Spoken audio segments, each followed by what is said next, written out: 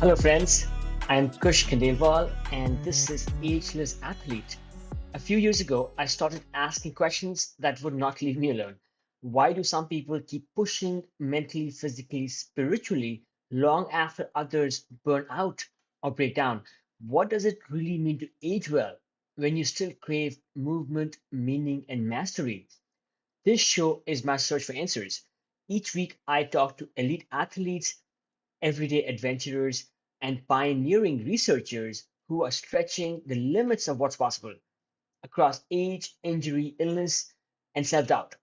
You will hear hard won lessons, untold stories, and science backed strategies for building a body and mindset that lasts. For those of us joining for the first time, welcome to the show. For the rest, thank you for joining us again. Time is our most valuable asset, and I deeply appreciate you giving me your time today.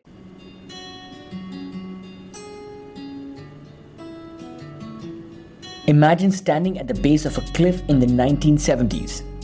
Early morning light spilling across the quartzite, chalk still a novelty, and harnesses barely a thing.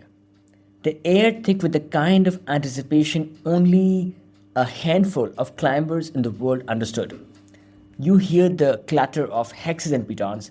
You smell damp leaves and nylon that's lived too many seasons. Someone's debating ethics, someone else is sandbagging a grade on purpose. And above you, impossibly smooth stone rises into a blue New York sky. This was Russ Clune's world, a world he stepped into as a young climber in the Shawangunks, the Gunks, just 2 hours from Manhattan, yet as culturally distant as another planet.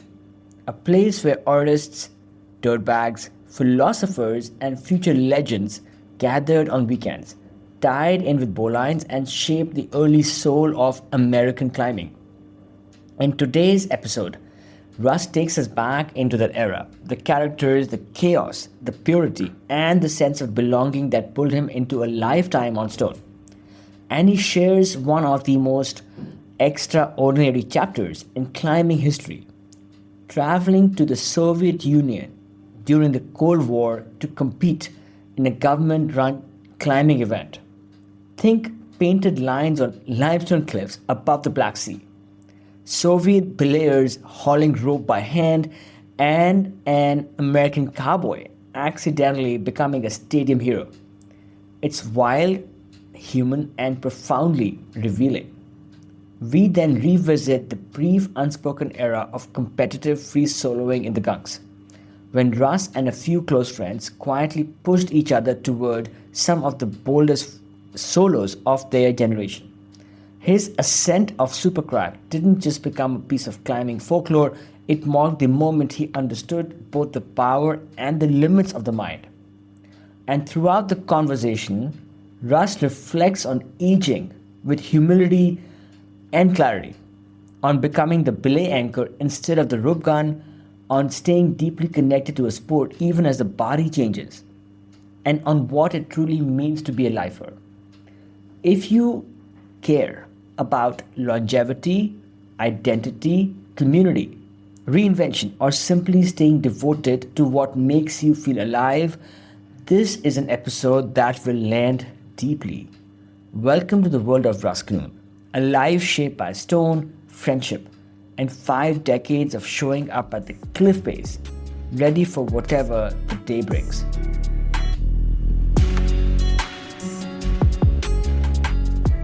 Let's start with this very profound question that I always like to begin with, which is, Russ, where are you right now? And what did you have for breakfast this morning? Right now, I am in our home in New Paltz, New York, with a wonderful view of one of the cliffs, Millbrook Mountain. And it's a place I never get tired of because it's a stellar area. And this morning for breakfast, I had a spinach and egg bagel, and it was delicious. Spinach and egg bagel sounds delicious indeed, particularly while you're savoring the foliage that is afforded by upstate New York. Yeah, it sounds like a really nourishing start to the morning. Right now, we had such a typically, well, not even an atypically awful summer here, so we escaped from much of that, and we of course saw you in Wyoming, which was wonderful. But being away from here when it's hot and humid, when you're talking 90 degrees and dew points in the 70s, it's not a place you want to be. But coming back now at the end of August, we're having actually really a nice prelude to hopefully what's going to be an awesome fall. It's just that nice, cool, dry air, and the rock feels sticky when it's this kind of temperature. Everything feels good, so it's a real change from just a few weeks ago. Wonderful, Russ. And the little I know about you, I know that you have been savvy about planning your time and your seasons to be able to go to visit these places when they are, let's say, peaking. And that includes returning to your home base after some travels. We met recently out in Wyoming, and now you're back in time for enjoying the crispness and the beauty that fall brings. And I want to ask you more about where you live and why that place is so special and storied in the world of climbing.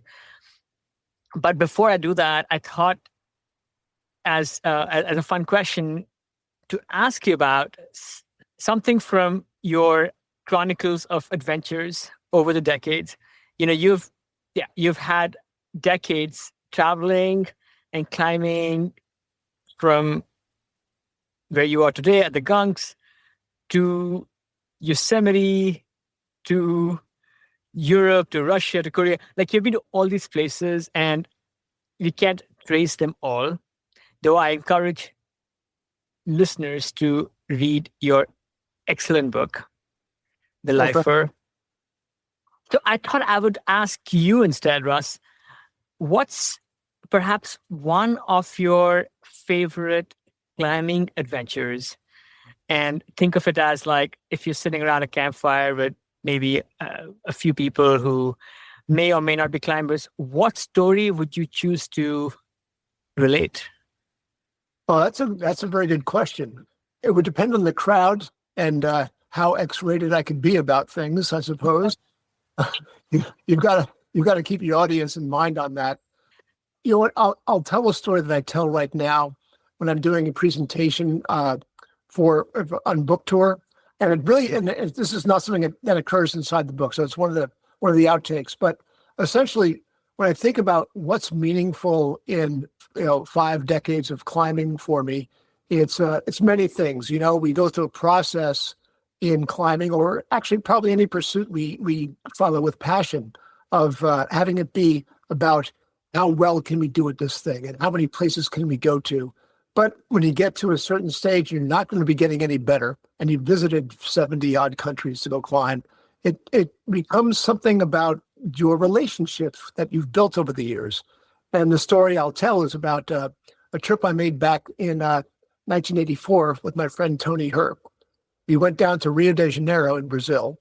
At the time, there were some climbers down there. I'd read about climbing there in an article in an old British publication called Mountain Magazine, and contacted the author of that article, and via letter. Of course, there's no internet or email. And he wrote back and invited us down. So Tony and I went down for a few weeks.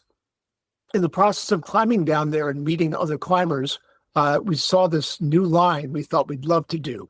It was about a 600-700 foot route on the major pinnacle you see in Rio de Janeiro called Sugarloaf, Pau de Açúcar. And we had done some climbing on it, but we saw this beautiful line on it. But the thing is, this rock doesn't afford any cracks for natural protection, generally speaking. You have to have bolts. We didn't have any bolts with us. But one of the kids who had been following us around kind of like a puppy, watching us climb their hard routes, and he really was inspired, this guy, Marcelo. We said, "Hey, Marcelo, can you get us any bolts?" And he said, yes, I can find some bolts. Now, his bolts were horrendous. All they were pieces of rebar with a kind of U-bar welded onto them. And you drill a hole, and they didn't affix themselves in any way but using shims, pieces of an aluminum can, hammering in and trying to keep them in place. Luckily, this climb was not very steep. It was kind of like vertical to less than vertical. But anyway, we did this route. with minimal bolts because it took a long time to hand drill these things. That was it. That was, our time with Marcelo.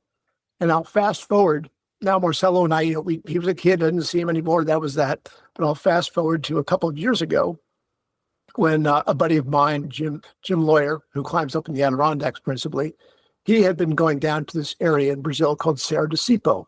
And Serra do Cipó has become Brazil's, essentially their sport climbing mecca. It's their Red River Gorge, so to speak, of climbing. And when I got down there, who do I run into but Marcelo after 39 years of having not seen him? And now he also has a climbers camp there and a hostel. And sometimes you just see somebody and you realize, even though almost 4 decades have passed, nothing has really changed. And we immediately just went right back to where we left off and started climbing together. And not long after that, he brought his son to come visit us in the Gunks and stay for a few days and climb here. And that to me, kind of in a nutshell, shows what a beauty of this activity, of this time we spend together, and how these lifelong friendships, even if you don't stay in contact, the glue that is formed by these events you've had, these adventures, just is everlasting. That is beautiful, Russ. And yeah, it encapsulates this continuity and community we have in the sport. And actually, that made me think of like how you and I are connected. Like we have met in different climbing places over the decades. In West Virginia at the New a couple of decades ago. And then we ran into each other and climbed together in Cuba, completely by happenstance. Yeah. And now just a few weeks ago, we were in Wyoming together. And meeting Marcelo and showing him a bit of the adventure that climbing presented in Rio 4 decades ago, and then leaving this lasting impression on this kid who has now adopted the sport and the lifestyle to the fullest. I mean, that must make you feel, I don't know, must give you like all those gooey feelings. That and plus make me feel very old, but yeah. But I think that's one of the fun things. And Kush, I think you bring that up. I don't think climbing is that different from a lot of lifestyle activities. I think lifestyle is kind of a bad way to think of them, but they're things that just direct your life. And I think surfing is another one that's similar to that, where you're going to start going around and you're going to run into people and you become part of your extended family. And climbing has gotten to be so huge now. There's so many people involved with it that you are bound to run into to folks at some point or another that you see. You're like, oh, I remember. Yes, where did I meet you last? And that happens. And it also just depends on what level you want to hang out with other folks as well. So, but I really do enjoy the relationship side of this. I don't know. I think sports are bad word for climbing, although it obviously has its very sports side to it. It never started out, for me. It was the anti-sport activity, and it wasn't about all the things you usually find in sport. It had a much deeper meaning. It had a much deeper feeling to it than playing a game. I still kind of bridle, even though I use it a lot. I have a hard time calling it a sport. And like you were saying earlier, I guess it depends on the context.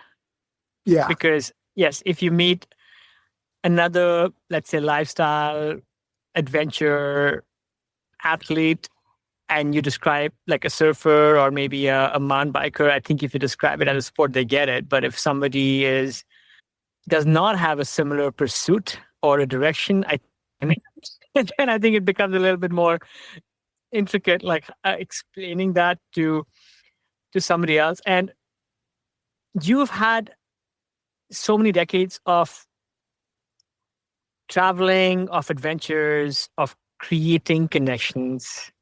And I didn't realize you had been to 70 countries. That is insane. There are 70 countries to climb. Is that true?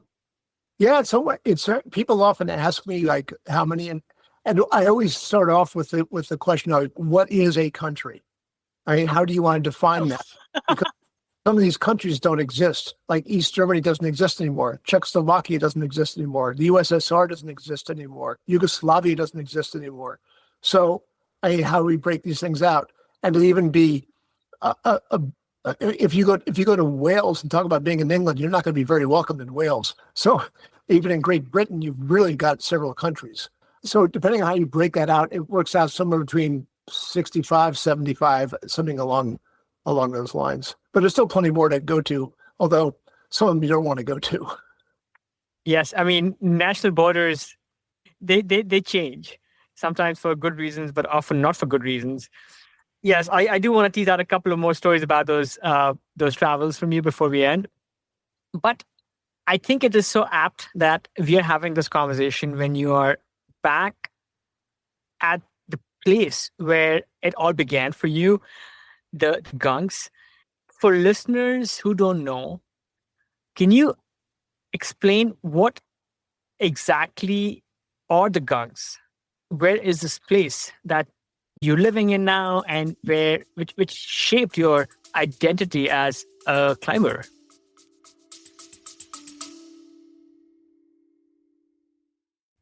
Friends, it means a lot that you're here. I pour a ton of heart into the show.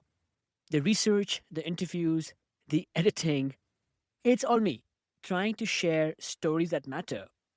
If Ageless Athlete has ever made you feel seen, inspired you, or just kept you company on a long drive, or better, over a run or a bike ride, I would be so grateful if you considered supporting it.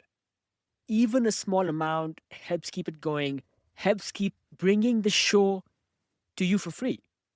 You can chip in at buymeacoffee.com/agelessathlete. Again, buymeacoffee.com/agelessathlete. You can find the link on the show notes as well. Thank you for listening and for being part of this.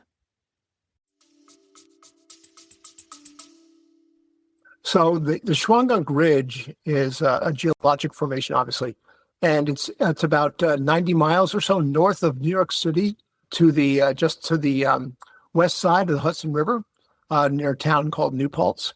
The ridge itself extends for some 15 or so miles of a couple of major cliffs, a lot of smaller satellite cliffs, and most of the climbing that occurs here occurs in a private preserve called the Mohawk Preserve. So the rock is an incredibly hard quartz conglomerate, and that makes it, if to think of it, you can think of it as a sandstone, but a really, really hard sandstone with larger pebbles, or quartzite, but quartzite with larger pebbles inside of it. The rock is also fractured in a horizontal bedding, so the holes are often very natural holes to grab onto, like sharp edges, bigger holes like handlebars on a bike or a ladder. But it also, because of the nature of the horizontal fracturing, has overhangs in it. So you'll come up a somewhat vertical wall and then come to an overhang that might be anything from 2 feet to 20 feet to go over. So the climbing is it's oftentimes quite powerful and gymnastic. It actually is. The climbs often have short, hard sections followed by good rests or easier sections. So it's not so much an endurance fest as you would find at someplace like the Red, but more like encountering difficult boulder problems along the way. And the climbing here is, of course, traditionally protected, which means we use our own gear, and those cracks we put in our own protection, which is removed by the second. That also changes. Well, before the aspect of sport climbing, that's how we all climbed. So up until the mid 80s, this is just basically how we climbed. And the Gunks never did, it's a preserve. Therefore, the stewards of the property, the Mohawk Preserve, didn't really want to have a lot of altercation to the rock face itself. So it remains a traditional climbing area. So I last visited, I guess my only time at the Gunks has happened about 7 years ago. Unfortunately, I only had a day to climb and spend, but I think it gave me a feel for the area. And so I know that there's a trip in my imminent future. The crazy thing about the Gunks is, like, I was in New York City, and then I took, I think, a couple of public transit things. I think I took the path, then I took the train, then I had somebody pick me up. Here I am, just yeah, New York City, like I said, just a couple of hours away, and the world knows New York for its skyscrapers, finance, art. Right next door, there is this gorgeous natural preserve. And when you entered the scene, a few decades ago, there is this seminal dirtbag climbing culture that was taking shape, right? So pretty far removed from this giant metropolis. So how would you describe the scene that you walked into, Russ? So that's an interesting point you make because it's close proximity to New York means that a lot of New York ends up being up here. There's many second homes for people who live down in the city. Many became primary homes after COVID. So there's a very interesting selection of folks. When I started climbing here in the mid-70s, or 77 to be exact, climbing was definitely a much smaller activity. And the people who did it, it was interesting to see. It was a lot of young white guys like me, for sure. But there was also an interesting mix of people who were scientists, mathematicians, all kinds of people who worked down in the city or taught in the school. So I think that it was partially due. I mean, climbing, as you know, it's a puzzle. You're trying to figure out ways through these obstacles on the rock. And I think it really lent itself to the problem-solving nature of people who like that stuff. And that oftentimes they're mathematicians and physicists, or they spend their entire careers solving problems. Some of the seminal climbers at the time, like John Stannard, who was arguably the best rock climber in the world in 1973, he was a physicist who worked in Washington, D.C. and came up to the Gunks on a regular basis. Rich Goldstone, who was a protege of John Gills, was a mathematician. He taught math down at CUNY in New York City.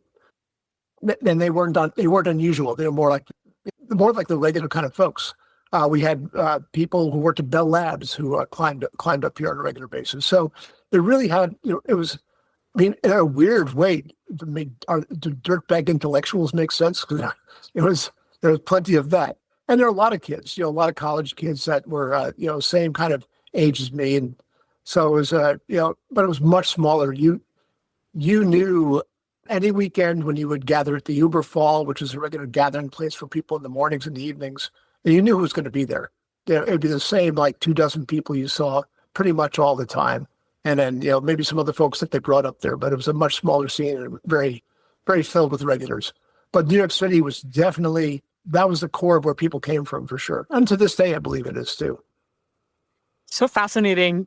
Yeah, you had these intellectuals, I guess, who left their homes and their lives in the city, and then they came up to the Gunks. And I'm guessing you also likely had locals, scrappy climbers who maybe did other simpler things during the week to be able to continue funding their climbing addiction or lifestyle. Was there like a clash of cultures of any kind, or did they kind of all coexist beautifully? Well, it's funny you say, because really locals, when I started climbing, very few people were what I would call a true local. I'm trying to think of anybody who actually lived in New Paltz or was brought up in New Paltz. I'm sure there were a couple that I'm forgetting, but it was rare. It was just not something they did. There was definitely a clash of cultures in the Gunks, but for other reasons. It was between climbers. As I mentioned, the climbing occurs on private property. Back in the 50s, it was owned by a large resort hotel, although property was by the Mohawk Mountain House, which is still in business. They had allowed climbing to occur, and they kind of said, out of sight, out of mind, go ahead and do your thing. But then there was a bad accident, and I believe there was a death involved in the 1950s. The small climbing group here was very concerned that it was going to get shut down. So what they did is they assured the Smiley family, which owned the hotel, we have it under control. It was the Appalachian Mountain Club, and they instituted a very strict protocol for who could climb, what they could climb, and when they could move up in grades. And basically they did that for a couple of years. But then some climbers coming out of New York City who were younger and didn't want to be part of the Appalachian Mountain Club basically gave the finger to the Appalachian Mountain Club, and they did their own thing. There was some good stories about wars between the Appies and what became known as the Bulgarians. And there was a self-ascribed group of very loosely associated people who basically just went climbing on their own. There were some wonderful antics they would perform with racing their cars around at night. I think one said is like, I think it was Joe Kelsey, who was the historian around the Bulgarian, said some things that were told would happen couldn't possibly have happened, but other things that never happened definitely did happen. So trying to make sense of what actually was going on.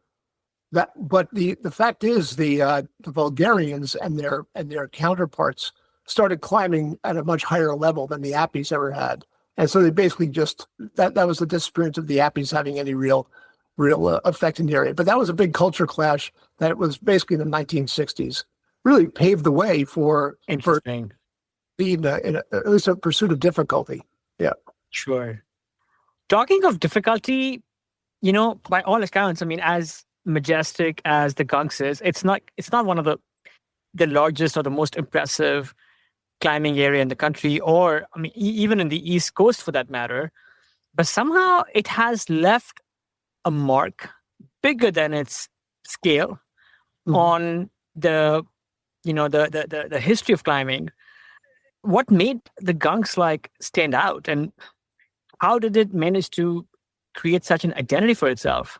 That's again, it's a good question, because when you look at it, if you were a climber coming into the sport, I hate to use that word, I will, into it now, unless you were brought up climbing in the Gunks in New York City, it wouldn't really be registering so much on your radar. If you look at media, you'll see a lot about the legend of the Stone Masters in Yosemite, and you'll see other places around Europe, and you'll see personalities, athletes from various companies creating their content. And that doesn't really happen so much in the Gunks, so I will mention an exception later on. What made the Gunks put it on the map is you have to go back a little bit back to the 1970s, 60s, 70s, 80s. At that time, like I said, the climbing world was much smaller, but you had Yosemite was Yosemite, always will be, always was. And then you had Boulder, Colorado, and you had the El Dorado Canyon, Boulder Canyon, and all the rock climbing happening around Colorado. In the east, the center of rock climbing in the east was the Shawangunks, and for some good reason. It's extensive. There's so much rock there, there's tons, and the kind of climbing just lent itself to, you could start as a beginner and doing some really easy, good routes. If you think about granite, for example, which is a very common rock, it's hard to find good, easy climbs on granite that aren't just like slabs or dangerous or whatever. And in the Gunks, you could have easy routes that were well protected and also quite interesting and steep. But really what made the difference is when the pursuit of free climbing came forth, when people stopped trying to pull their way up routes and using aiders and ropes to get past hard parts and just using the rock features to create their routes, the Gunks really came into its own. And that was going on through history, basically through the 1960s on from various climbers. But I mentioned John Stannard before. In 1973 or 1972, a new guidebook came out to the Gunks. It was Dick Williams' second guidebook to the Gunks. There were 38 aid routes in that guidebook. And John Stannard believed there was no reason to have aid routes on a 200-foot cliff, because any moron could engineer their way to the top of that with enough time and enough energy. So he always thought it should be about, what does the rock offer you for holds? So John went on a quest with 3 other climbers, principally with Steve Wunsch, John Bragg, and to a degree, Henry Barber. They became the 4 horsemen of the apocalypse. And John, those 38 rock climbs in 1 year, they eliminated the aid from 33 of them, leaving only 5 left. And some were quite easy, but many were really quite hard. And remember, this is 1973. No guidebook existed that had a 512 in it. The hardest rock climbs in the world were graded 511. And they really weren't sure how hard these things were. So there became a lot of jokes about the grades, anything from like 510 plus to who knows how hard. And that culminated in 1974. Steve Wunsch did the first ascent of Supercrack at Skytop. And he was the only one who was able to climb it at the time. And they weren't sure how hard that route was. And they even suggested maybe could that be like a 513? And of course that was way before a 513 existed anywhere else in the world. But it's settling it depending on the guidebook, 12C or 12D. But when you think about the routes that John Standard did and those guys in 73 were as hard as 12C with bad protection. And think about it, they were only using stoppers. There were no cams. They had stoppers, they had eccentrics, and also the ethic of the time is there was no previewing. You couldn't top up beforehand. You couldn't hang on the rope. That was cheating. So if you fell or if you weighted a nut, you had to return to the ground and start all over again. And I was actually just thinking about this, Kush. If I gave a good 514 climber Steve Wunsch's shoes from 1973, the green Chenards, some hexes, some stoppers, and said, do super crack. And you can't hang on it. You got to come down to the ground each time you fall. I wonder how hard that would feel. It might actually feel like 513. I don't know. So, Sure.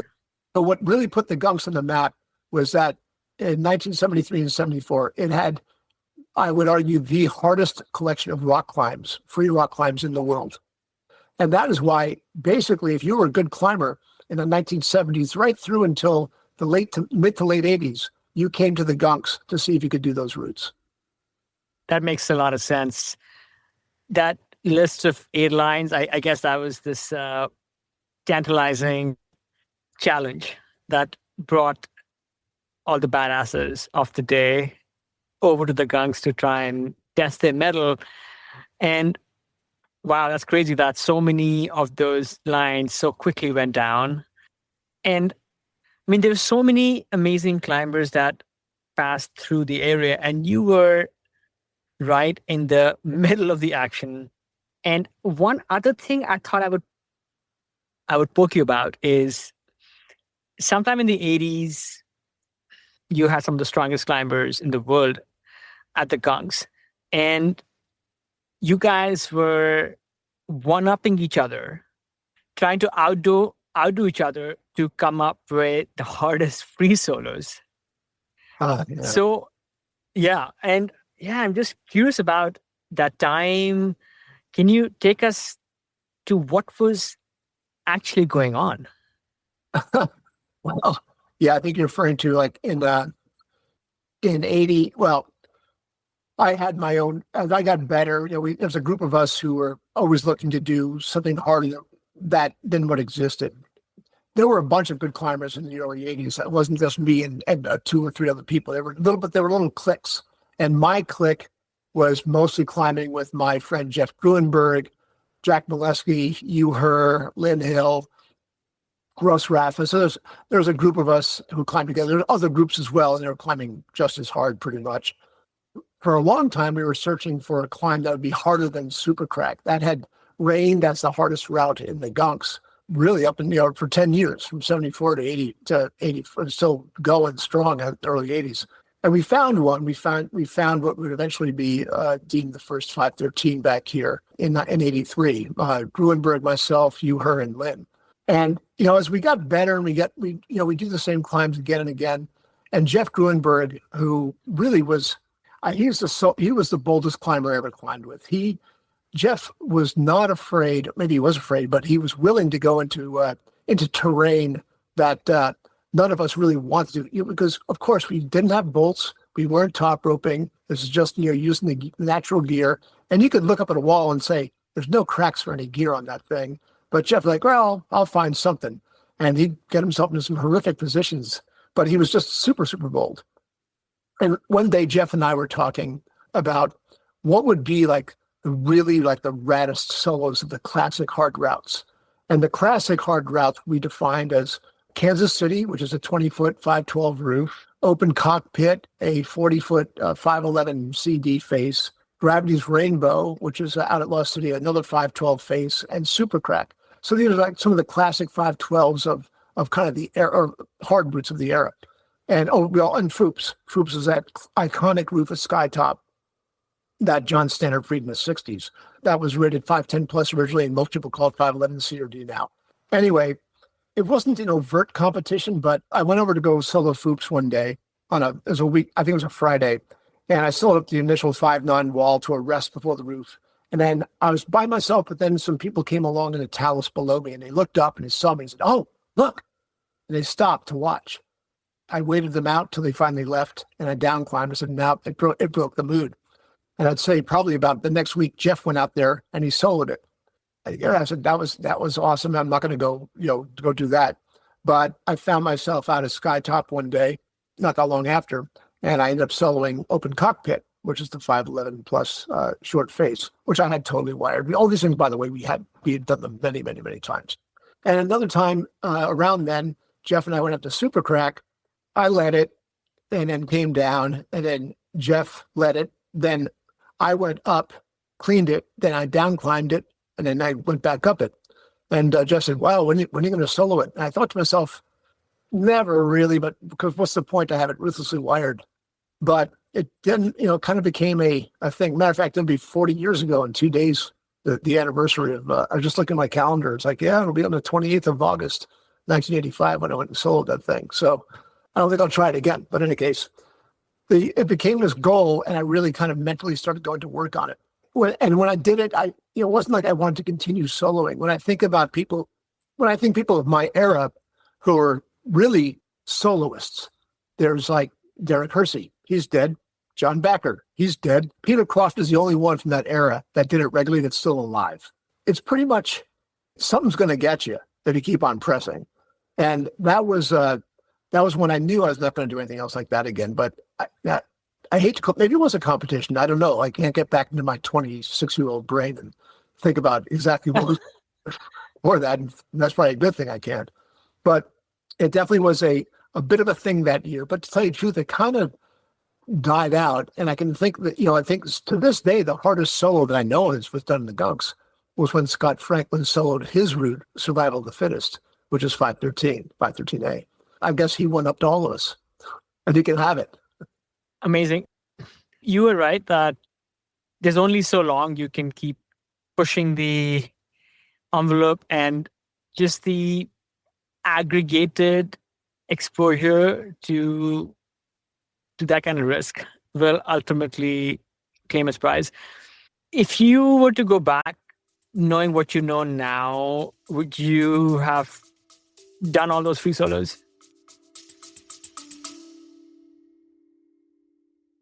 Hello, friends. Just a quick break. This is not an ad. If you have been enjoying these conversations, I would love for you to subscribe to my newsletter. It is where I go deeper, sharing stories, reflections, and behind the scenes insights that don't always make it into the podcast. I write about what I'm learning from elite athletes and how to stay ageless in body and mind. If you have ever wanted a thoughtful, inspiring read that ties it all together, training, aging, mindset, and awe. You will love this. You can find the link in the show notes or just head to agelessathlete.co. Again, www.agelessathlete.co, that is, to sign up. And yeah, just a couple of emails a month, and you can unsubscribe anytime. Absolutely no spam ever. Okay, back to the show. Well, it wasn't like I did tons of them. It wasn't like a thing. I mean, everybody in the Gunks, I still go out and solo, but I solo like 5'4". It wasn't, we all soloed well within our limits. It wasn't uncommon to go out after a day of doing some routes and going up some 5'8s or 5'9s or 5'7s or whatever. And the Gunks lends itself to plenty of that fun stuff. But, I like I said, I was never drawn to it as a thing in itself, just for pushing and pushing and pushing. It was that year was a bit of an anomaly for, I think, for all of us. It wasn't, and to my knowledge, there haven't been people going out there and just like pressing on the solo thing super hard all the time. If I can't go back in time, and would I do it now? No, I'm too old to die young. Was this like purely like a white boys club, or let's say, did you have any women who were also free soloing? That's a good question. I'm trying to think of. I can't think. Did Len do any free solos? No, Lynn actually thought it was pretty stupid at the time, and she was Yeah, look, we're not a lot more sense than the rest of us. Less testosterone and more brains. But if I'm missing somebody, then I apologize. But I can't think of. I can think of women who got into easy solos like the rest of us, but it wasn't as common. And also back then too, there weren't as many women. I'd say it's almost I don't say it's almost 50-50 on your average weekend at the Gunks now of females to males. But back then it was definitely not. It was more like 75% guys. So Sure. yeah. Yeah, women as usual are likely a little bit smarter, more self-aware about consequences and risk. Yeah, and you bring up a really good point about the soloing thing too. It's like if you do it all the time, it does become rather a rote activity. And a story that my friend Mark Robinson told me is John Backer had a very bad car accident some years before he died, and that accident left him with some neurological damage and some issues. And he improved. My friend Mark and Susan were having dinner with John, and Mark said that John had said he'd been having some more recent issues of dizziness and having a little trouble with his arm, losing some sensation. And Mark is an orthopedic surgeon. He's like, well, I hope you're not soloing. And John said, no, I'm just soloing some easy stuff. I got to shake it off. And 2 weeks later, he was dead. I think for somebody like John, soloing becomes like brushing your teeth. It's just something you do every day, whether you really feel like doing it or not. And even though I think it's very easy to delude yourself into believing you got it under control. And it doesn't take much to have it not be under control. One interesting thing that I think about free soloing or climbing between now and then is like you were ensconced in your own little cliques, like I said, or your communities, and maybe word would get out on what you were accomplishing or your ambitions, but mostly it was just you and your group of friends, and often just you doing it for yourself. Yeah, so night and day from the world we live in today, where news of somebody doing something, gets out on the interwebs before you can say that, hey, what did you have for breakfast? And I just heard about this kid. I don't know if you know about this kid who has this Instagram account where he's on this quest to one-up himself every successive day until he falls. Have you heard about this guy? I literally just read that before we got onto this. And I said, and my first thought was like, well, I mean, why just put a gun in your mouth now? And if that's really, I mean, that is essentially a definition of suicidal. If you're going, it's like, I'm going to keep on pressing my soloing until I fall off. If that's really what he said, then Darwin never sleeps. He's not going to be allowed to breed. I also sometimes wonder if he's not also just another victim in a way of this culture and this world we live in, because I mean, apparently he's trying to also make a living or make some money through this. And it is really bizarre that, yes, for sure, like it seems Darwinian in some ways, but I feel like people are doing such things all over the place, maybe not as dramatic as free soloing, but people have somehow like sacrificed themselves at the altar of public scrutiny, infamy, fame, whatever you want to call it, and doing insane things. It's just that I think now we actually have somebody who's in the world of climbing who's trying to do that. Yeah, it's certainly a very different world we live in today. I would, I mean, I remember people like trying to shame Alex a little bit about, free solo of El Cap. And I thought his response is perfect. Like, well, you're welcome to go ahead and try, but you're not getting very, very far off the ground before you fall off. It's, I think people forget about how calculated Alex has been about the vast majority of his solo escapades. But, but I think the point you bring up about the idea of like social media is so pervasive. And if you think you can make a name for yourself and somehow very quickly do so, it's almost like, what was the show with Johnny Knoxville? He did all the stupid stunts. And I can't remember what, but, he would just do idiotic things like put himself on fire and, shock himself. I forget the name of the TV show, but Johnny Knoxville, I think actually had more of an effect for having kids do stupid, idiotic things that they thought might get them some kind of attention, and a much more kind of pedestrian matters than trying to go up and solo an ever harder route. You might, if this person or this kid is really looking to do that, then he is definitely.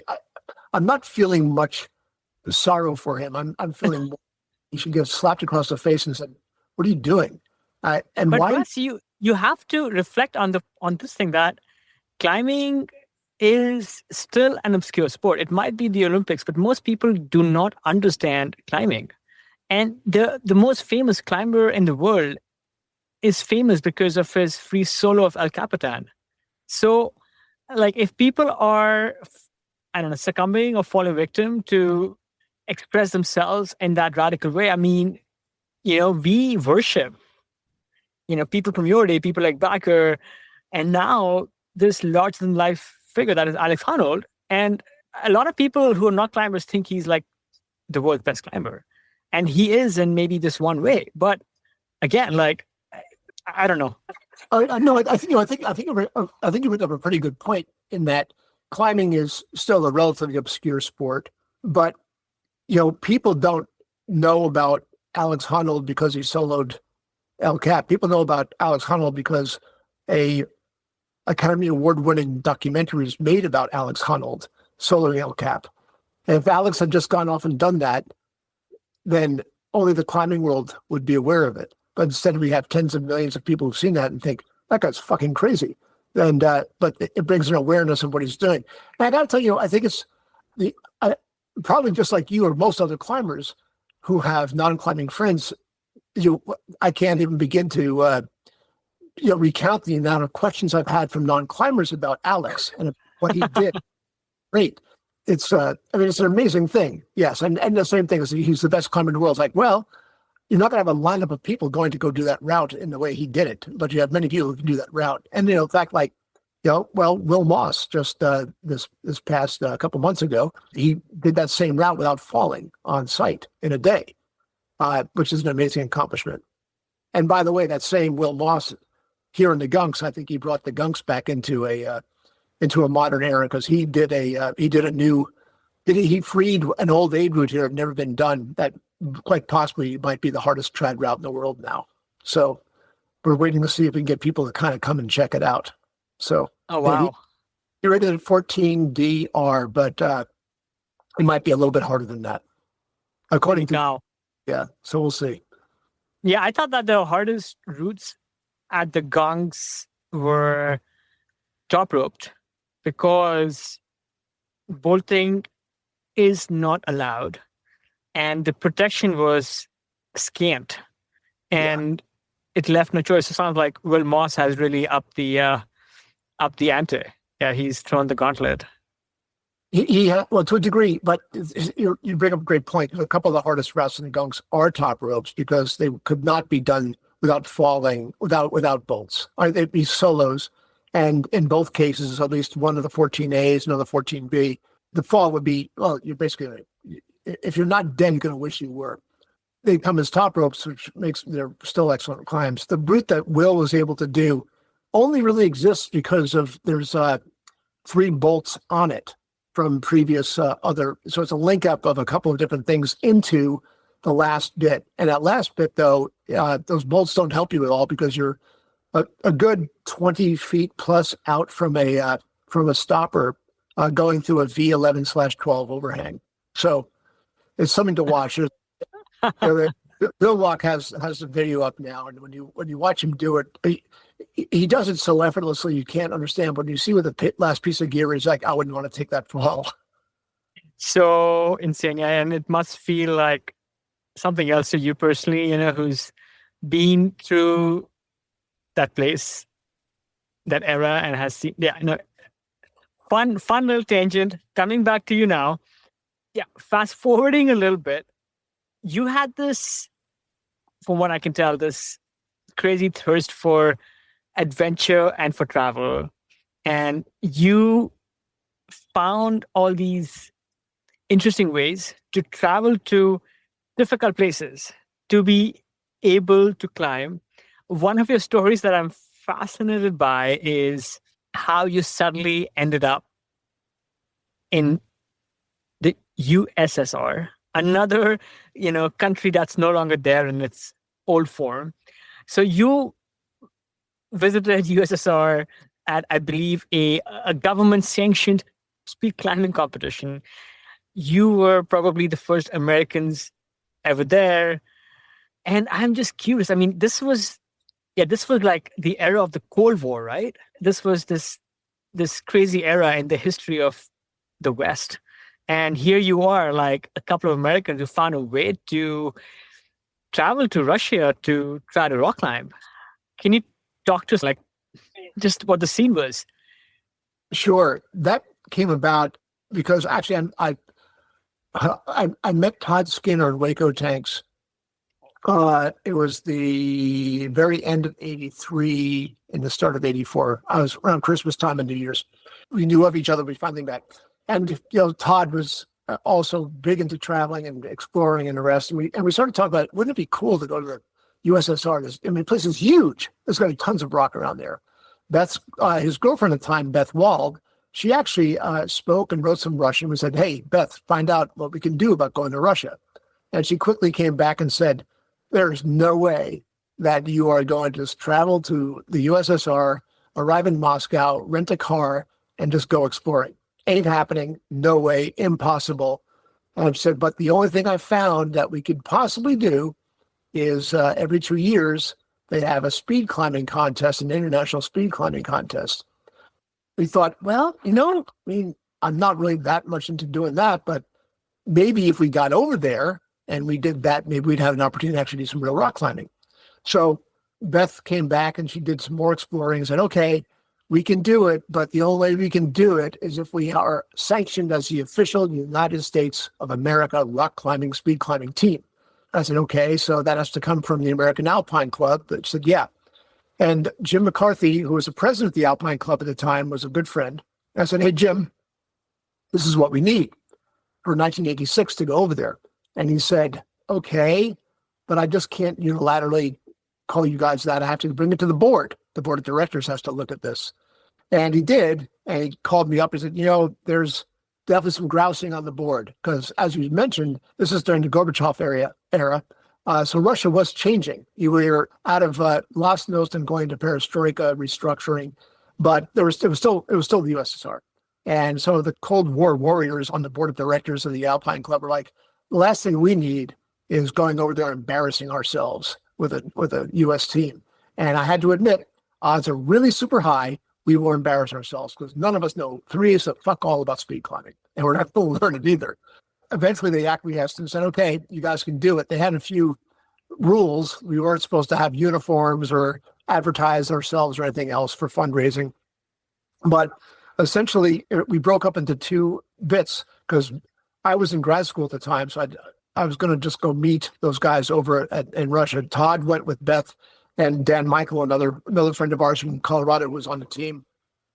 They all were in climbing in East Germany, and then they took the train to Moscow. And then eventually I just flew over there and I met them down in Yalta, which is where they had down the Crimea Peninsula, where they had the speed climbing comp. And it was hilarious. It was just, they were all Eastern European teams, with the exception of 3 Western teams.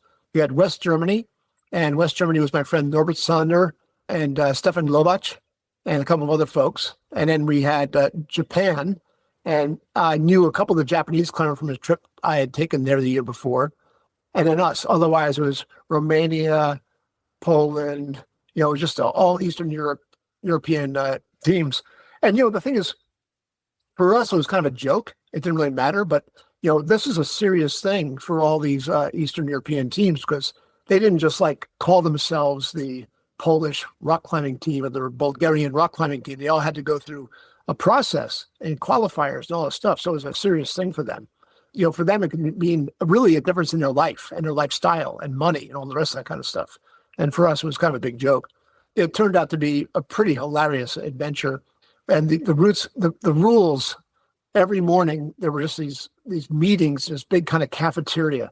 And you can imagine a cacophony of different languages. We all had a translator. We had Nina was our translator, spoke perfect English, and she would be telling us what the rules were, and we'd have more questions about the rules, about what is out of bounds, where is out of, in the end, nobody understood what the rules were, but we kind of did, sort of, kind of.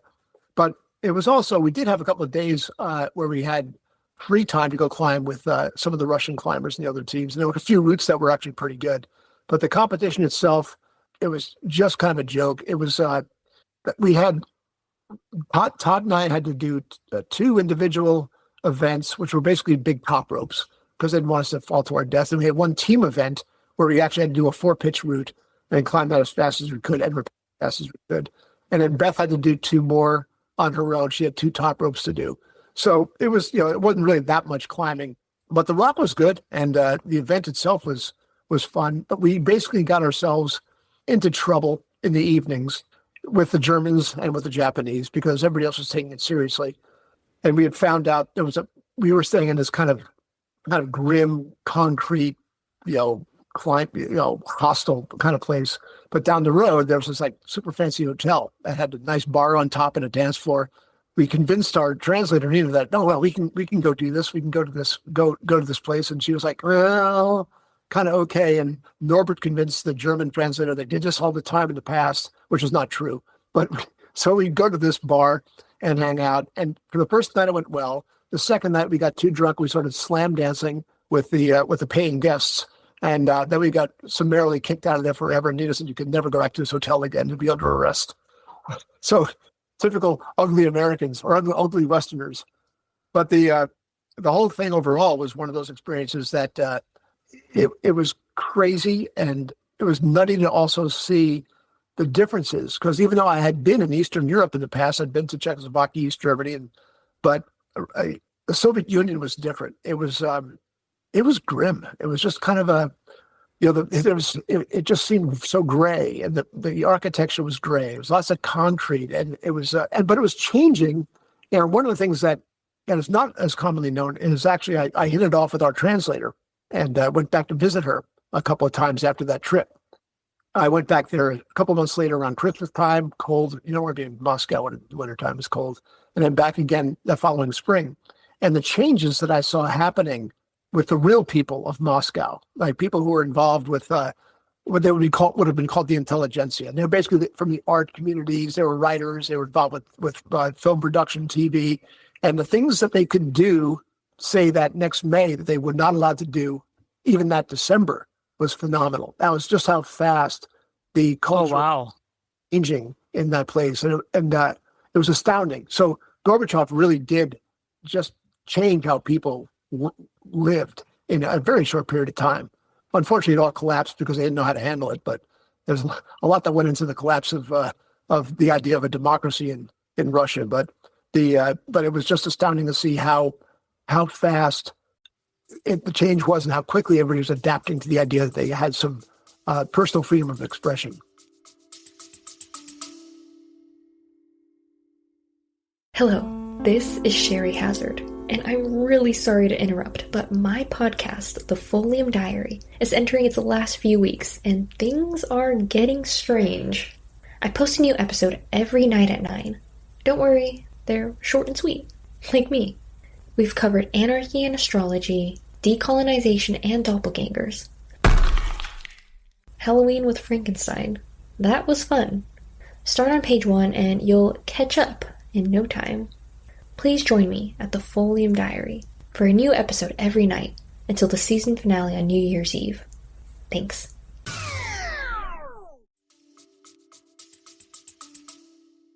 Amazing.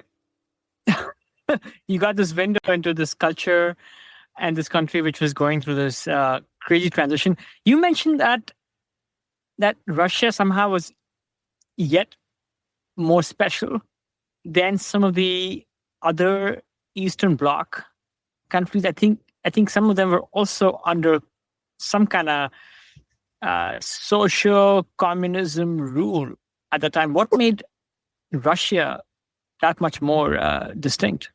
Well, it varied, right? I think it had to do with lots of stuff. But for example, you're right. The wall had not fallen yet. It was still up. So there was still East Germany, there was still Czechoslovakia, that stuff was going on.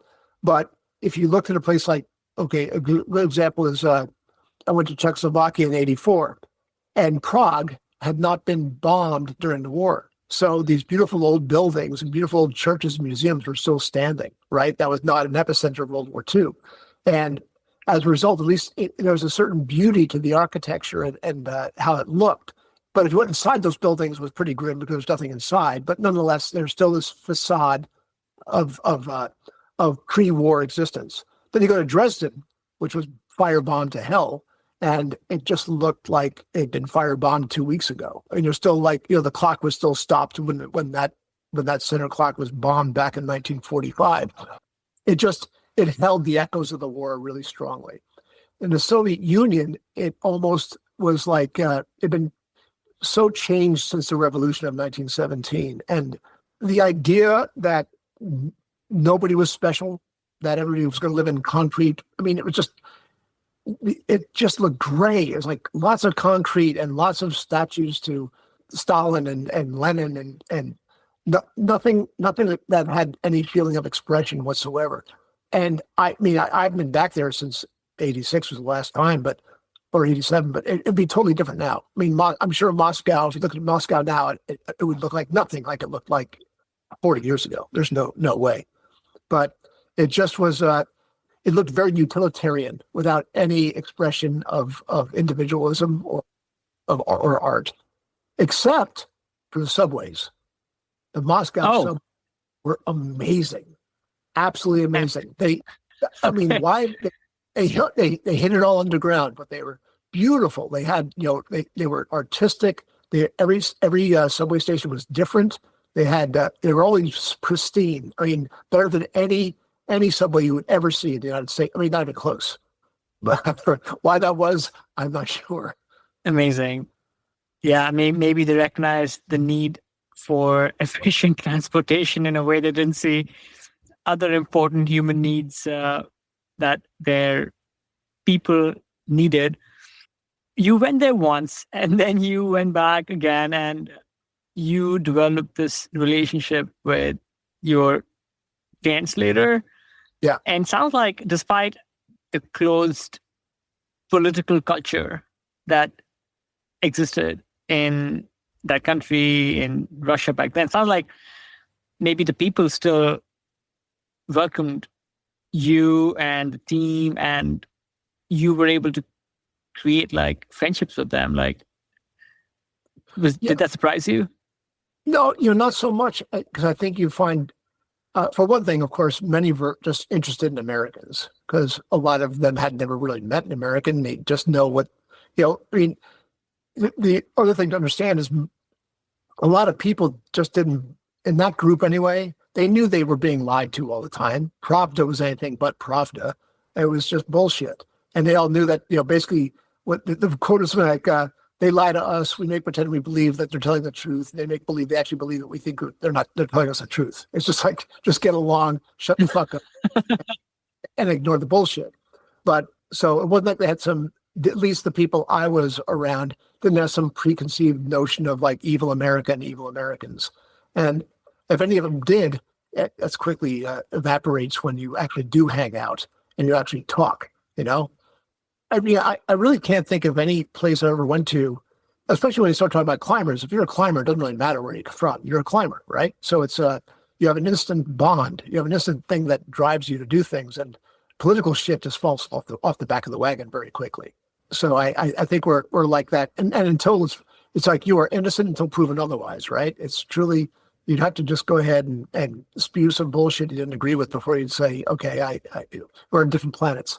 But I never had that problem at all. And I think mostly when you went to these countries that aren't used to Americans, they're just fascinated. Like, oh God, it's one of them. Huh, can we touch it, poke it? I think worth reminding us that was the era before, like, again, the internet and social media. And a lot of the information you would learn about another culture was through, I'm guessing, just secondhand, through stories, maybe movies, maybe books. And you were visiting a culture which had restricted access to information, even in an era where information was not so globalized. So I'm guessing just the same way you were learning about the locals. I mean, you were also meeting the curiosity, like you said, of your hosts. And yeah, I'm sure that you likely helped to spell like many myths about Americans, maybe even confirm some myths as well. I tried to be a reasonably good ambassador, and I'm sure some of the people inside of that dance hall down at Yalta would disagree. But but for the most part, I think it's quite common. And it's really one thing I do look back at, Coach, sometimes, and I try to figure out how the fuck did we manage. I mean, it was all letter writing, and on the rare occasion, a super expensive phone call. Just think these days, picking up a phone to call somebody like Australia is going to cost you $40 for the first minute. It's that you're like, well, that's going to have to really be a worthwhile phone call, right? So he didn't do that. You basically wrote letters and you waited for a couple of weeks. You got a response, and I think that now, I go, how did I do that? But I think one of the benefits, if you want to call it a benefit, is when I was doing the bulk of that travel during 5 or 6 years after college before grad school. Is most of those trips, the vast majority of them, I did solo. And it wasn't because I didn't have a lot of friends who could just like bail on whatever they were doing for 3 to 6 months and go someplace. And I was able to do that. I'd work and I'd live in my folks' house and I'd save all my money and split. And when you do that, you have no choice but to immerse yourself in the culture that you decide to visit. It's not like you have the safe haven of your buddy that you can crawl into a tent with and talk about. So you have to make friends. You have to find partners.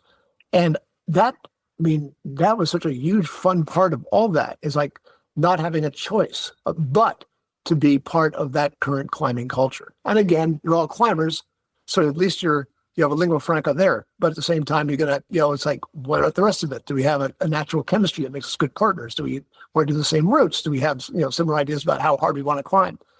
I think that's one reason why I ended up being able to get a better feel for some of these places than maybe I would have if I'd gone with somebody else. Sure. Well, for more juicy details from that trip and for so many of your other incredible travels and stories from your life through climbing, you've written this excellent book, The Lifer, and I encourage people to go check that book out.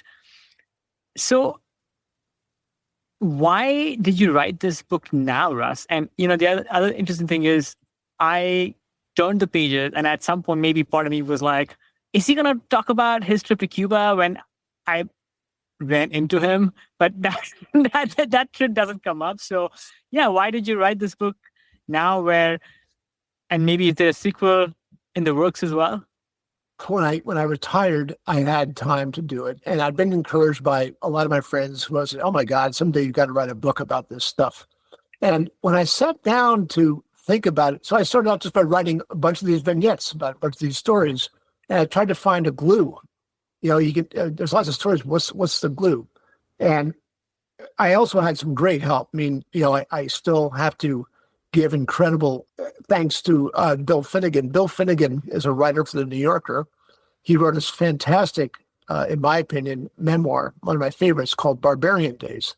It was about his surfing life and about this basically endless summer trip he did for years and other stories. But when I read his book, I didn't know Bill at all. I actually just wrote The New Yorker and said, hey, I read this book of yours, and it reminds me so much of what my life in climbing was, because, what Bill was doing is he was going out into the wide world of water with basically marine charts and not a lot of information. It was just like, and he explored, and he found these new places to surf, some of which had never really been surfed before. And it reminded me when I was climbing, and I was just kind of like, I'd find a picture of a piece of rock someplace, or I read an article in some magazine about some far off thing and I had to go check it out. Anyway, so I wrote him a note, and then he wrote back and he said, oh, that's great. I'm glad you enjoyed it. And, my daughter is actually a rock climber. So I said, that's awesome. Then in the course of the next, I don't know, year or so, I started writing this thing, and I sent to him a bit I was writing about soloing supercrack. And I said, I'm not sure if you'd be interested in this, but your daughter might dig it. And he wrote back, goes, what are you doing? This is really good. I said, whoa. So long story short, we actually started getting together and climbing some with him and a little bit with his daughter. And then he actually was interested in reading one of my manuscripts, and he gave me so many good tips and so much help on it. And I had other writer friends too who helped me with it. And I'm thankful to all of them. But Bill really was huge in that. And I was really trying to mimic, Bill. I mean, I'm not a 515 writer. I'm not going to win a Pulitzer Prize for this, but I do think his help was great. One of the things that Bill said, to get to your point about why not everything's in there, is just because it happened doesn't mean you have to write about it. And it's true. So again, when I was trying to find the glue to put this together, I thought, what is it I'm trying to tell a story about? And certainly it was several things. One is I did want to talk about some of the things we talked about before. Why is the Gunks relevant at all in today's climbing world? And why should anybody know about it? So I did want to explain why it was so relevant at the time and how it did help push standards beyond where they existed. I did want to talk about the pre-sport climbing trad world and how it just transformed into what most climbers know today as sport climbing, and why that was important, because I was in the middle of all that transformation as well in Europe with good friends in Europe, with Wolfgang Gulick and Kurt Albert, the guy who actually coined the term red point, and explain how that transition happened and why it was controversial and what it was about. And also, I really wanted to pay homage to Wolfgang, because Wolfgang was a great friend. I spent a lot of time climbing with him. He was the last time I was actually in the Frankenjura climbing, where I'd spent a lot of time, was the weekend he got killed in a car accident. And I wanted to explain why Wolfgang was so absolutely critical to so much of the climbing world, and what a great guy he was. He was such a wonderful human being, a really warm person. The adventures I had with Wolfgang are those I'll cherish forever. They were fantastic. So, and then really, for me, once I went to work for Chinook Equipment, which later became Black Diamond, I talk a little bit about that transition. But really, what I thought about is my relevance inside of the sport and the activity.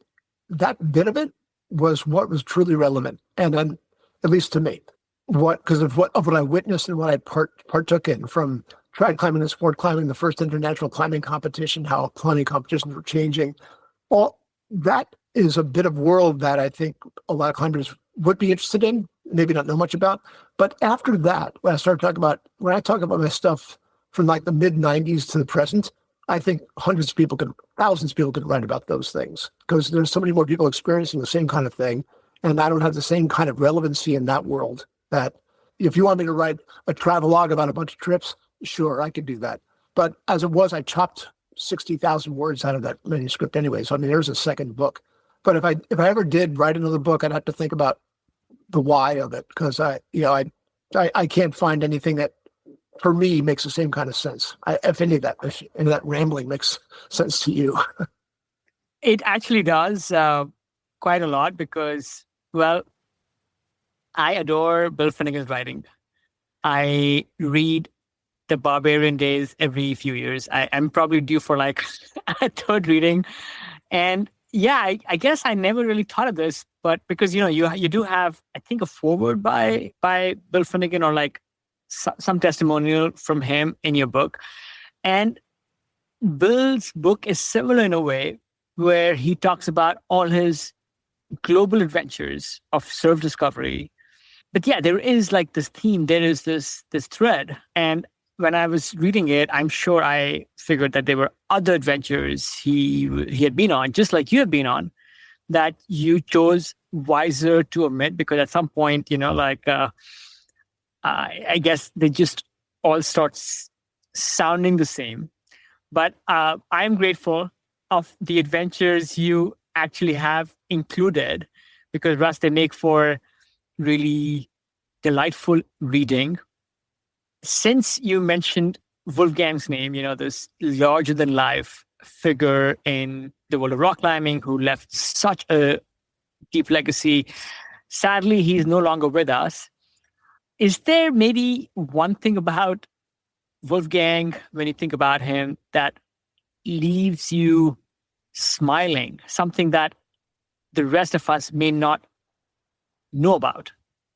Unfortunately, I think it's really a pity that some of the great climbers of the day can't know Wolfgang's personally, because he was, like I said, a very warm person and funny. He was now Wolfgang could be super serious, and he could get really kind of you get into good arguments about style and ethics and that kind of stuff. But when you're hanging with him, classic day with Wolfgang is sometime after the morning climbing, he's going to like, I think it's time now for some coffee and some cake. And you're going to go to the bakery and get a piece of cake and get a cup of coffee and hang out and just laugh about what happened in the morning, how well you did or how poorly you did. It's like, you were climbing like shit today, but I think you'll be better this afternoon. He was just so encouraging. And I think he just loved climbing, and he loved life. I don't know how to make him more alive than to just say he had an easy smile. He was so generous. If you were after we had been down to Bardonecchia in Italy, and it was a disaster as far as we were concerned, it was such a bad place for climbing to go in that competition. We got back up and we did a new route together, and I had to leave. I was out of money, and he's like, no, stay. Money's not a problem. Just stay. We'll figure it out. And he's just like, no problem. I'll cover you until something happens. He was just that kind of a guy. He could be really serious about climbing and just take everything else as not being an issue, not a big problem. And that lightheartedness was something that I don't think it's not easy to. You're not going to experience it. I mean, people know Wolfgang because of the roots. They think, oh my God, what a hard man, and he was. He was incredibly hard. But Wolfgang also had really shitty days of climbing too. He just some days just sucked, like everybody. Yeah. But when he turned his focus on and his power on, it was something to behold. The part of Wolfgang that remains important to me is just what a great friend he was. What a wonderful, warm human being. He really was that. And I can't say that I climbed with a lot of fantastic climbers of my era, and I'm still friends with a lot of them. Some of them are dead, and not so friendly with others. Yeah, I think, as an example, I think if you're a really good climber, there's going to come a time in your climbing career where you're not a really good climber anymore. You're going to have some choices to make. Why do I do this? And I'll point, and he's a great friend, but I'll point to Jerry Moffat. Jerry was a fantastic climber, absolutely top, one of the best in the world, maybe the best in the world at one time. He was skilled, but he worked hard. Jerry worked hard to be the best climber. And when he couldn't really any longer be the best, he lost interest and he moved on to other things. And actually last October, I got together. I was up in Sheffield. We got Jerry out climbing, got him outside, and we went out to Standish. He just meant to meet us there, but not climbing. He was there with his dog and just hiking. And I convinced him, I was like, Jerry, come on, you gotta get on. You gotta do it. He was like, oh, bloody hell, I don't have a harness to bring my shoes. I said, well, you remember how to tie a bowl on a coil? Oh, yeah. And you can borrow my shoes. And he just goes up to this V diff. I had a rope on, and typical Jerry, he just like goes up to the base of the rock, dips his hand in the chalk bag, blows his fingertips. I'm about to perform on a V diff. It was just like 5'3", and that was just so great to just get him out there and be laughing again about that stuff. But for Jerry, climbing really much of it was about. Well, he loved to burn you off. He loved to just show you that he was better, which, believe me, I appreciate it. He was always better. And I'm only going to parallel that to Wolfgang and to a contrast, because I do believe if Wolfgang was alive today, he'd still be climbing. I think he just loved it for more than being the best, but also just for what it brought him inside of his soul. Just the feeling that. And really, I've had people ask, about, the title of my book, The Lifer. It's like, well, I'm the lifer and you're the lifer as well. If you're still doing this thing and you're doing it for all the reasons that it brings you joy, guess what? There isn't any lifer. We're all lifers if we just continue to do this thing on and on. And if you read that book, I've had so many climbers, especially of closer to my generation, like, oh my God, that reminded me so much of what I was doing back then. And other climbers were going, oh my God, you were so lucky. How the hell can you, we can't do that anymore because free camping anywhere you want to and dirt bagging like that is harder these days. But so I think, it's for me, Wolfgang was just such a warm, loving soul who was dedicated to the activity of climbing. Amazing. And interesting contrast that you painted between these two huge figures in our sport. Yeah, Jerry Moffat and Wolfgang. Actually, Jerry's been on the show before. And one thing I learned, and he shared in the show, was that he had a terrible surfing accident. Yes. And he went through, I guess, a totally new relationship with his body because he was in so much pain and he got so injured. So I guess he's just really, really careful about the type of physical activity he chooses. But you're right, like he was special in a way where he walked away at the very top when he decided that he couldn't. So now coming back to you, when we were climbing in Wyoming, I believe you said that you set yourself this goal of climbing a certain number of 512s in a year. So it's obvious like the challenge is still important to you. Like you are still competitive, but maybe the grades have shifted. So how do you personally reconcile and just keep putting energy and love into the sport? That's interesting. I think for the last few years of climbing, I really haven't had any kind of goal, and it's still I go out there and I enjoy it. But I realize that I get more out of it if I try harder, and I think the try hard is pretty well. Look at climbs are graded for a reason, right? We all kind of want to climb at a certain level, and this year I just decided, well, I picked 512 for a couple of reasons. One is I can still climb them reasonably efficiently at the lower side of the grade. And the second was, 66 is a bunch. So I should be able to do like 5.5 per month is the average. I should be able to do it. But when I started climbing, that was the grade. That was the hardest climbs in the world were 512. And that's also why stylistically, I've given myself plenty of leeway. They can be red points. I'll go up to a thing, I'll try and flash it. If I don't flash it, I'll yo-yo it. And yo-yo climbing was really the stand. That's how people climbed when I did it. Or I could do it on a top rope because people were allowed to top rope. So I give myself those three styles, as long as you do them without putting your weight on the rope and, it's like good for real, do them. That's been fun. And on top of that, really, Kush, that also meant I can't stay home because it's really hard for me to find any 512s around here that I've not done. It's a very, very small amount. So we've gone to Vegas and down to Puerto Rico and down to Arkansas and out to Colorado and over to Bosnia and Montenegro and then did that big trip out west to Wyoming and Colorado and Salt Lake. So it's the travel for climbing with the benefit of seeing a ton of friends and also meeting new people and seeing places that I've not been. And for example, Montenegro, what an eye opener! That place for climbing is ridiculous. It's so good, it's crazy. And someday it'll get on the map. It's just it's just crazy. So yeah, it's nice to have the challenge. It's been fun as hell. But I do think it's important.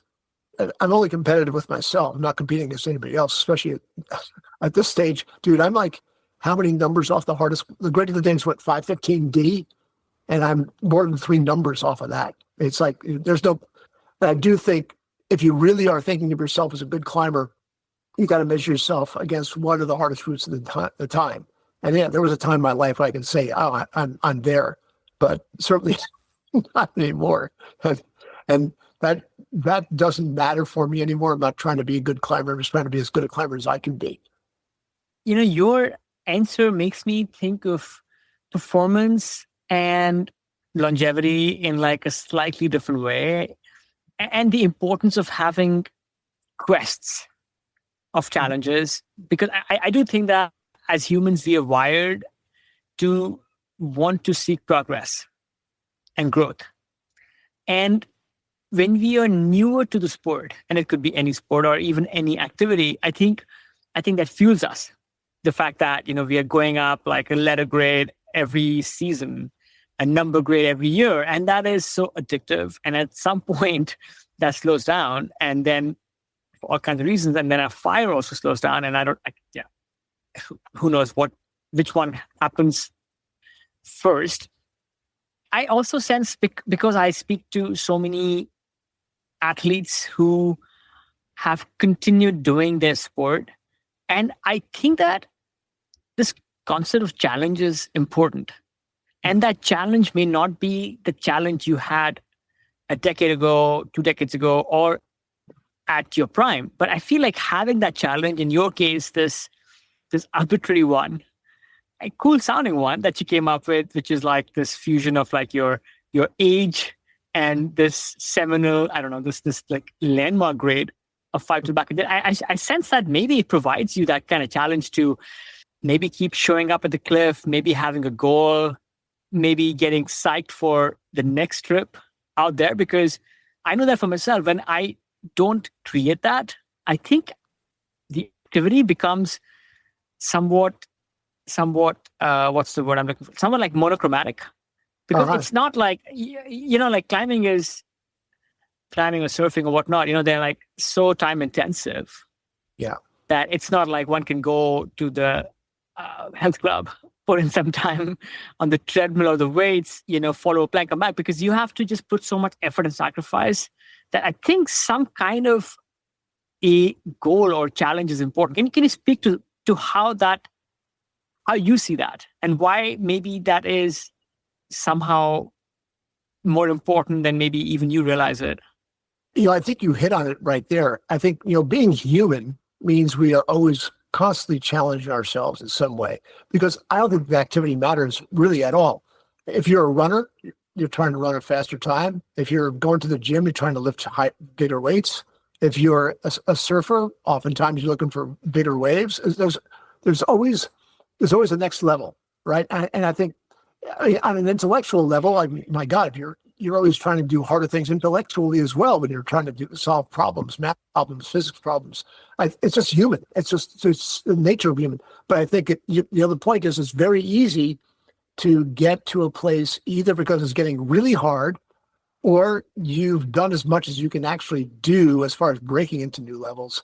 Then that, as you call it, this monochrome or staleness gets in there. And it doesn't necessarily mean you're not enjoying it, but it does mean that you're having a harder time pushing yourself to a new place. And I think that's also very, very common. And like I was saying, I was feeling that the last few years in climbing, where I felt like I wasn't really climbing I was climbing a lot, but I wasn't really like trying that much. It's a big difference. And the other thing is too, the more time I spend at home, even though I live just a scant couple of miles from the cliffs, I don't really climb there near as much as you might think, because it's not that much fun to go to routes that were warm-ups that are now too hard to do. It's just like, okay, there's a certain amount of ego in that as well. It's like, okay, great, whatever. But that's one of the things that when you travel, my motivation to do things is much higher when I'm traveling and trying to do something I've never done before. I think it's also very natural. When you get, like right now, I'm older, I'm retired, and I've got time and I've got the luck and the health to go do some stuff that I'm very well aware is not going to be there for very much longer. And the reality is at 66, as I said to my friends, I had a lot of friends this year who were turning 50 and turning 60. And when they're turning 50, I said, oh, welcome to the decade of decay. And they're like, what? I said, believe me, in the world of climbing, nothing's going to get better for you 9 years from now than it is right now. You are not going to get better. You're just going to see how slowly you can get worse. And they're like, oh, that doesn't sound very good. I said, maybe it doesn't, but it's true. Then I said, what about the 60s? I said, that's the decade of decimation, because each year battling to stay anywhere close to what you were the year before. At least that's true for me. I guess what I'm getting at is if I'm going to do anything that for me is satisfying in some manner, I better get on it now and not keep on waiting. And that's part of what this year was about, doing these routes. And maybe I'll come up with a new one for next year. Maybe like, okay, I'll try and do, I don't know, a new mid-range 513 that would take me weeks to do. It just, if I can at all. I think these things are worthwhile. Bill Ramsey, who's a contemporary of mine, great climber, lives out in Las Vegas, and he always has goals. And Bill's still climbing. He's still climbing 14A, which is pretty good for a 65-year-old guy. The thing is, and people will say, well, yeah, well, Bill spends a year on working, and eventually falls up it. And Bill would say, yeah, well, it's you have the determination and the patience to do that, to make progress a centimeter at a time, and take solace when you're having bad days and not getting to your high point anymore. And I believe that's true. There's a persistence there that I think is a true art. I've never had anything close to that kind of patience.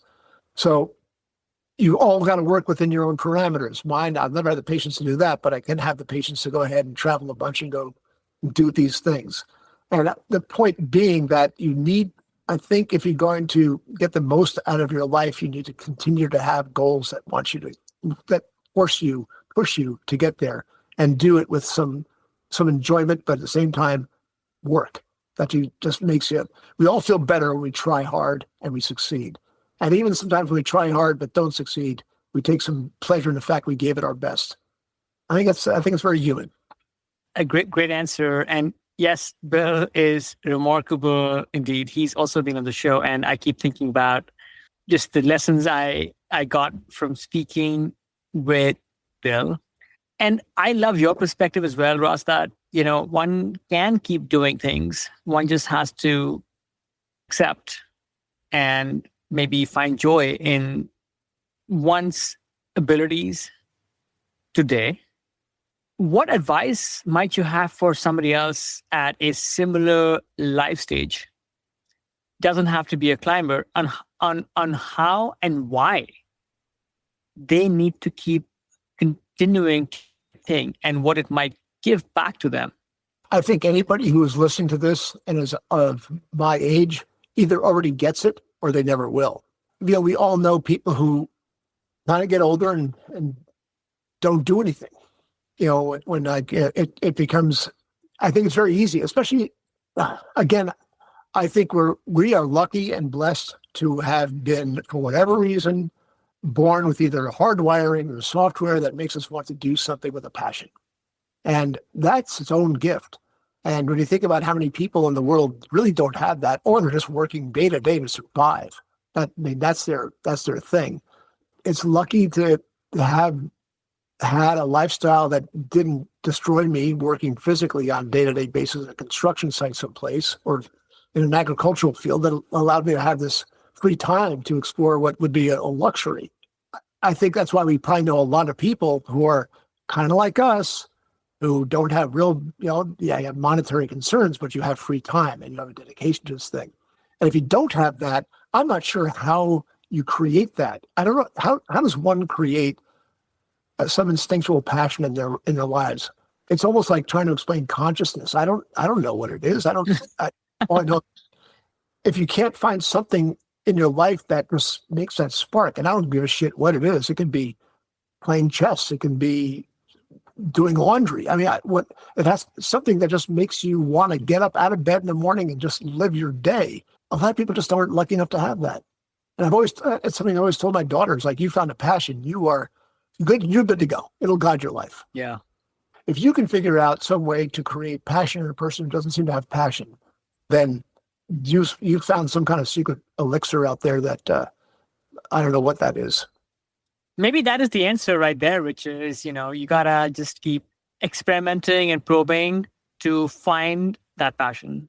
And it could be anything really, but it could be the kind of thing that makes you want to, if not jump out of bed, at least creak out of bed and want to go fiddle around with that particular passion. Russ, nearing the end of our time, just a few questions before we end. What might be a piece of advice you ignored when you were young, but you wish you had not? I can think of plenty of pieces of advice I ignored. I'm happy I did. What did I? That's a good question. Wish I did not ignore. I'm not sure I can even answer that. That might take more time than we have in the rest of this thing. Even I ignored. I wish I had not ignored. Well, I can think of one very, very simple one, which was for some whatever reason when I was a kid, I liked to test what it was like to jump off of our garage roof. And my mother said, "You shouldn't do that. That's stupid." And at some point, I remember I jumped off and I hurt my back a little bit. And later, I mean, I'm not saying this was the cause, but later on in life, I would go through 3 back surgeries. Maybe it was a piece of advice I should not have ignored. Just don't test yourself by jumping off the garage roof. Fair enough. Thank you for jogging your memory back for that one.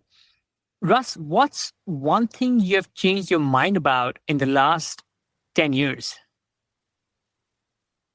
Last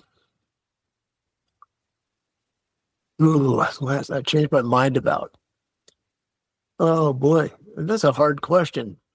I'm pretty stuck in my ways. I think Amy would admit that. Okay, one thing I remember when it was more than 10 years. I remember that when the internet was first starting, and we had things like before the web really was going, there was like these .com chat groups, and I remember the first one, the climbing one, is called rec.climbing. And I remember I kind of logged into that thing, and I saw the worst of all human behavior. I realized that anonymity and stone throwing was just like a thing that was going to be like, I thought, I want zero part of this. And I stopped. I was like, this is really just enabling the worst of human behavior. Then I'd say my perspective changed on it when I saw a bunch of the good things that could come out of social media, but then it flipped back again. So I have zero social media presence because, for one thing, I think it's too much of a time suck. I think it just ends up being a focus where you're too much on this 2-dimensional screen where you should be, talking to people and be outside and do stuff. But I say what did change is I thought there was no good that's going to come out of social media, and now I see there's some good, but I think there's still plenty of good. Okay. So it sounds like you've flip-flopped and twice. Okay, and you might flip-flop again next time we chat. All right, fair. Russ, what is one thing in climbing that's overrated? Most sport climbs are overrated. But no, that's unfair. I think what's overrated in climbing, even though we all do it, is the grade chase. And I think even though we all do it, and I certainly do it myself, I think that can eclipse much of what the essence of climbing really is. We all get great satisfaction out of climbing harder and harder, but I think, as an example, just the other day with Amy, she said, "Let's go climb this late in the afternoon on Saturday," I think it was. And I went to go do this 3-pitch 5/8 I'd never done in the middle of the near traps, which is not the best piece of rock in the area. And we went out there together, and there was no grade chasing on this. And we just had this kind of super lovely late afternoon, wrapping back down in the dusk of the evening. And it's like, that was just so much fun. And it was just nothing but fun, climbing this thing with somebody I love and having a good time and and it wasn't even a particularly good climb, but it was just one of those experiences like that was just so enjoyable. It had nothing to do with the grade chase or anything but besides being with somebody you want to be around and having a good time. So I think you can let the grades get in the way of that. Well, and it didn't have a 512 attached to it, so didn't count. You couldn't chase that one down anyway. Hey, and Russ, what is one thing that you still get nervous about? Well, in the world of climbing, I will say that since most of life, what I get nervous about right now, what I'm totally nervous about is the state of the United States. I do like about life. This is so off the top of climbing, but when I was living at my folks' houses, mostly when I was out of college, but I'd be working and staying at my folks' house. Donald Trump was a golf partner of my father's, And this is all Oh, because, wow. yeah, so this is, my father was older than Donald by a fair bit. So this would have been when Donald was in his mid to late 30s. And Donald was a member of this golf club, Wingfoot, where my father didn't member for a year. And they became, partners playing golf once in a while. And I remember the first time I met him at my folks' house. And of course, everybody knew about Donald because every day he was in a newspaper and some publicity rag where he was just this figure inside the New York world. I remember listening to him, and when he left the house, I said to my dad, I was like, my father was a lawyer. I said, "Are you working for Donald?" And my father started laughing. I said, he goes, "Nobody works for him. He doesn't pay his bills." And I'm like, "Oh, Wow. well, that's known." And said, "So what's the?" He goes, "He's amusing." And my father thought he was just kind of an amusing guy. He was kind of considered a clown by virtually everybody who knew him in that world. And I think if my father was alive today, would he be amazed that this guy actually became president? He would be like, "How in the world did that ever happen?" I find it really distressing to see so much of what I always thought this country was about to be diminished and expunged as much as possible by a guy who's driven by his own ego and desire to dominate. I wouldn't have thought I'd be around to see it. And I do wonder, I'm kind of a perpetual optimist in many ways, but I'm not sure how much of the damage done is not going to be irreversible. So, and we're only half a year into it. So that causes me angst. But Sure. also another reason to go to the cliffs and forget about that shit. That is one story none of us expected from you. Thanks for Oh. sharing that. You're And then, Russ, final question. What do you hope people remember the most about you beyond the countries visited, beyond the tick list, beyond the travels? I hope people remember me with some fondness for good times and getting together and my smile. And, I tell you, if there's something I regret, it's basically if I caused somebody issues, if I caused problems for somebody. I do have that as like, I would rather have not had that happen. But for the most part, hopefully I've left some good memories with partners over the years and some stories they can relate in their own time over a campfire, even if they're derogatory. Great having you on the show today, Russ. Thank you so much for your time. Thank you for the lovely book. It was a treat to talk to you today. Thank you so much, Coach. And we'll see you at the Crags somewhere soon, I'm sure. Keep that band running.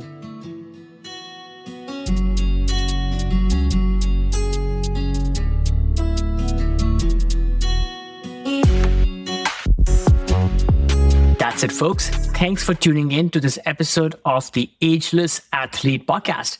I hope you enjoyed this show just as much as I enjoyed creating and producing it. Whether you are an athlete looking to push your limits or someone striving to maintain a healthy, active lifestyle as you age, there is always something new to learn. From Ageless Athlete, we bring you a fresh episode each and every week. If you liked what you heard, we would love it if you would take a moment to subscribe to the podcast so you never miss an update. And if you really liked what you heard, please leave us a review, crush those 5 stars on Spotify or Apple Podcasts or wherever else you listen to your podcasts. It helps us reach more people who are passionate about staying strong and resilient, no matter their age. Don't forget to visit our website and leave your email so I can send you occasional insights, stories, and tips to keep you inspired and motivated on your journey. You can also follow us on Instagram at Ageless Athlete Podcast and on YouTube at Ageless Athlete Podcast as well for even more great content. All of these links are available on the show notes for this episode. This show is entirely produced by me, Kush Khandelwal, based out of California with the help of my trusted adventure pup, Roger. Until next time, keep challenging yourself. Keep pushing those limits. Stay mentally and physically fit. Continue doing what you love to do. And my friends, stay ageless.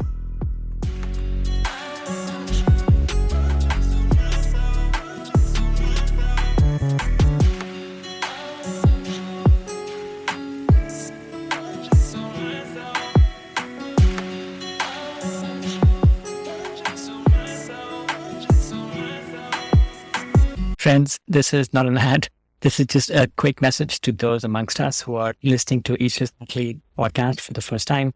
I would love it if you would hit subscribe and follow on your favorite podcast app, whether it's Apple Podcast or Spotify or Stitcher or Overcast or what have you. We bring you stories and routines and other inspiration from elites in the world of the best outdoor sports. In each episode, you will find how these athletes stay connected to the outdoors, maintain peak performance, and continue to thrive as they age. I encourage you to look through prior episodes and listen to a couple and see if they resonate. And then, come back next week. We release an episode each week. And I am really inspired to bring you some of the best stories from the world of the outdoors. Okay, back to the show.